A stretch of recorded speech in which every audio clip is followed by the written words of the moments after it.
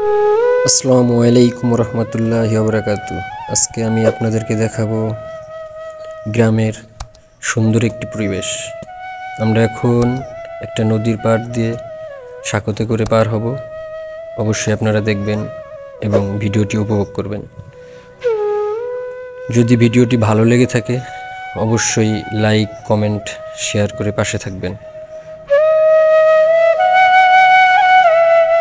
যদি কারো কোনো কিছু জানার ইচ্ছা থাকে এবং স্থানটি কোথায় সব বিষয়ে জানার থাকে অবশ্যই কমেন্টে বলবেন, অবশ্যই আমি আপনাদেরকে জানিয়ে দেব।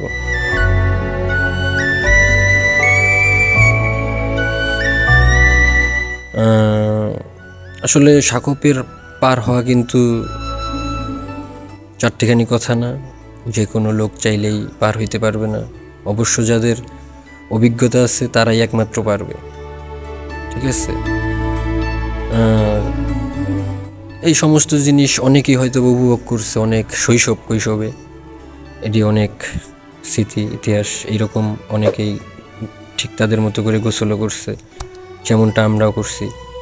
অনেক নদীতে যাইতাম গোসল করতে, গ্রুপিং ভাই বেরাদার মিলা। জায়গাটা খুবই সুন্দর, আসলে ভিডিওতে ততটা দেখানোর স্কোপ হয় নাই, অবশ্য দেখাইতে পারি নাই, ঠিক আছে? তবে অনেক সুন্দর পরিবেশ, আমি নিজে উপভোগ করছি, আমার নিজের চোখ দিয়ে দেখছি, তাই আপনাদেরকে বললাম। এটাই, তাছাড়া আর কিছুই না।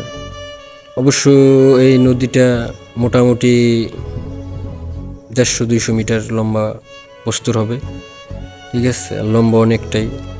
এই নদীর উপর দিয়ে অনেকগুলো ব্রিজ বইছে।